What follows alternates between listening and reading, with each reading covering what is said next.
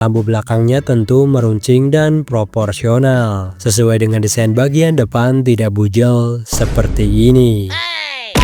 Walaupun harganya memang lebih ramah di dompet, tapi penjualan sangat jauh dari Vario apalagi mepet. Hal ini mungkin karena velg purba dan bodinya yang bantet.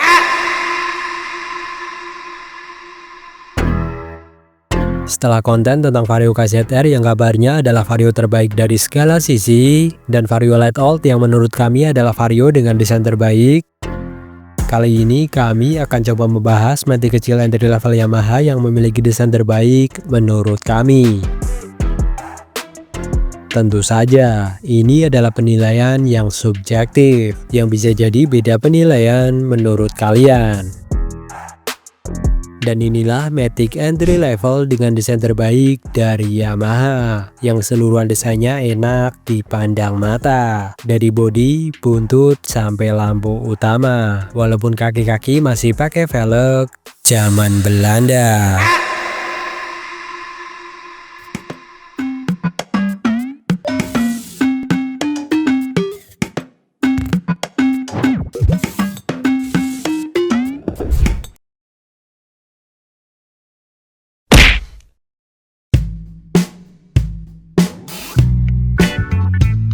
Dalam beberapa tahun terakhir, posisi motor matic kecil atau entry level Yamaha di pasar Indonesia tampak semakin melemah. Model-model terbaru seperti hanya hadir sekedar pelengkap lini produk, tanpa terlihat adanya keseriusan Yamaha untuk benar-benar bersaing dengan dominasi Honda di segmen ini. Padahal, dulu Yamaha pernah punya masa keemasan di kelas matic kecil, di mana desain dan karakter motornya begitu kuat, seperti Yamaha Mio Karbu yang ini. Dari segi desain, motor ini sangat cantik, dan bahkan sampai sekarang masih tidak membosankan. Namanya juga masih tetap baik, tidak pernah tercoreng. Desain masih cantik, bodi nggak kaleng-kaleng. Makin banyak yang restorasi jadi makin mentereng. Tapi sekarang harganya makin naik dan makin digoreng. Bawa Mio 40 juta anjay. Test drive dulu. Yo dibanjol 40 juta. 40 juta. 40 juta. Kumaha ngopi wae. Ieu mah. Selain Mio Sporty, menurut kami ada satu yang desainnya terbaik dari beberapa matic entry level Yamaha di kelas 125cc yang dulu sempat bersaing ketat dengan Honda Vario 125, yaitu Yamaha Xeon GT 125. Motor ini adalah penerus Yamaha Xeon RC yang desainnya juga menurut kami tidak kalah keren. Tetapi kalau dibandingkan dengan Vario KZR kala itu, tentu ya masih ganteng KZR.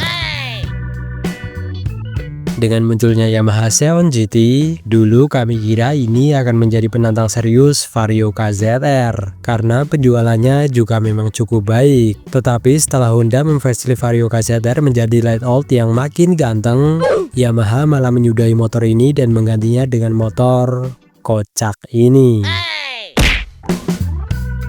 Iya, matic entry level Yamaha desainnya makin gak jelas setelah motor ini. Yang masih cukup oke paling cuma Mio M3. Desainnya yang cukup agresif dan masih cukup diminati. Sampai-sampai Yamaha takut untuk merevisi. Dan mungkin akan sampai hari akhir desainnya gak akan ganti. Sekarang ini, beberapa matic kecil Yamaha dengan kapasitas mesin 125cc sudah lahir di Indonesia. Tetapi tidak satupun mampu menempel ketat penjualan matic entry level Honda, seperti Honda Beat dan Honda Vario. Penyebab utamanya jelas, desain Yamaha sekarang ini tidak lagi seperti dulu.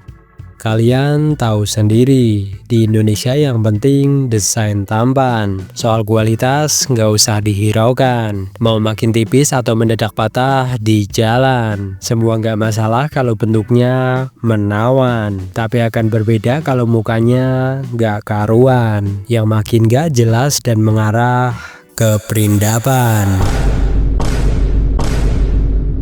Terlihat bahwa arah desain Matic entry level mereka semakin aneh dan kehilangan karakter sporty yang dulu menjadi ciri khas Yamaha. Yamaha Xeon GT 125 adalah contoh motor Matic kecil yang benar-benar menggambarkan kekuatan desain Yamaha di masa lalu. Motor ini merupakan penerus dari Xeon RC dan hadir dengan desain yang jauh lebih berani dan modern pada masanya. Yamaha Xeon GT 125 diluncurkan pada tahun 2014 dan menurut kami inilah Matic kecil dengan desain paling sempurna dari Yamaha. Sekali lagi, menurut kami.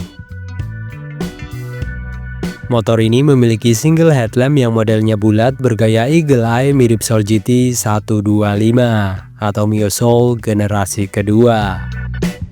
Dengan desain menunduk dan lekukan bagian depan yang serba berotot membuat motor ini makin kekar. Desain ini akan makin keren lagi dan sangat cocok kalau sudah dipasang lampu proyektor di tengah, karena desain lampu bagian tengahnya memang memiliki bentuk membulat dengan DRL berbentuk Eagle Eye. Bahkan dulu di salah satu dealer Yamaha di Jakarta, ada yang menjual motor ini dengan lampu yang sudah dimodifikasi memakai lampu proyektor. Ini menunjukkan kalau dulu Yamaha masih serius di segmen ini dan selalu mendengar keinginan para konsumennya. Untuk batok stangnya juga tidak kalah keren. Dengan bentuk yang sporty, terdapat lubang besar di sana serta sirip-sirip udara yang makin mempercantik tampilan depan motor ini. Walaupun sebenarnya ini cuma tempat klakson. Dan yang paling keren ada di bagian fairing. Fairing samping motor ini memiliki desain yang sangat sporty, dengan desain multi-layer yang memberikan dimensi dan karakter yang tegas. Dan juga masih terdapat sirip-sirip keren khas motor ini, tidak polos seperti kebanyakan Matic di kelasnya saat itu.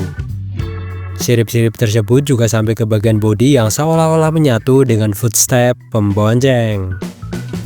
Dari sisi belakang, lampu belakangnya tentu meruncing dan proporsional, sesuai dengan desain bagian depan tidak bujel seperti ini. Hal ini menciptakan tampilan yang sangat sporty dan sedap dipandang dari berbagai sudut. Untuk stripingnya juga cukup sporty, tetapi masih tetap memakai warna-warna yang elegan, tidak warna-warni norak kayak gini.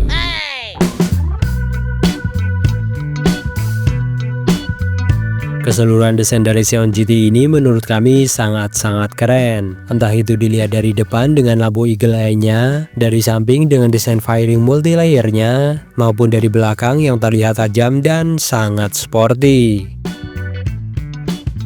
Dan untuk spesifikasi, Yamaha Xeon GT 125 dibekali mesin 124,86 cc berpendingin cairan dengan teknologi YM ZFI yang cukup canggih di zamannya.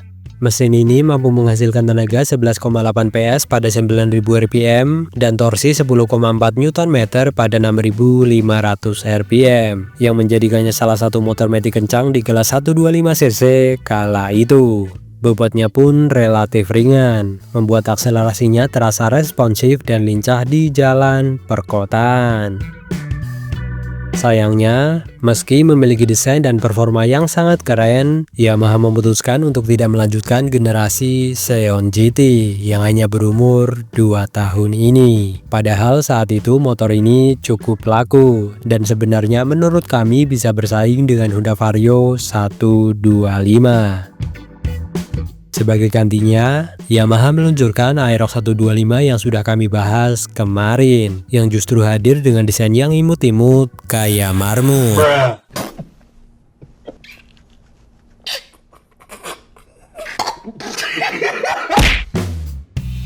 Yamaha Xeon GT 125 ini menurut kami adalah Matic entry level dengan desain terbaik yang pernah dibuat Yamaha.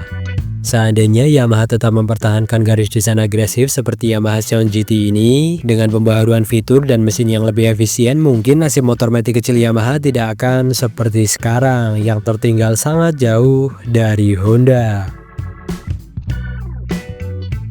Nah, gimana menurut kalian? Apakah setuju dengan pendapat kami atau malah tidak? Tulis opini kalian di kolom komentar di bawah. Sekian video ini, salah motor yang sepertinya kalah di market. Walaupun harganya memang lebih ramah di dompet, tapi penjualan sangat jauh dari Vario apalagi mepet. Hal ini mungkin karena velg purba dan bodinya yang bantet. Go. Hustle hard, hustle every single day. I'll be making moves till I'm buried in my grave. To the system, I don't wanna be a slave. I've been doing shit my way, or the highway. And in the driveway is a nice range. Cause I grind through the climb, I invite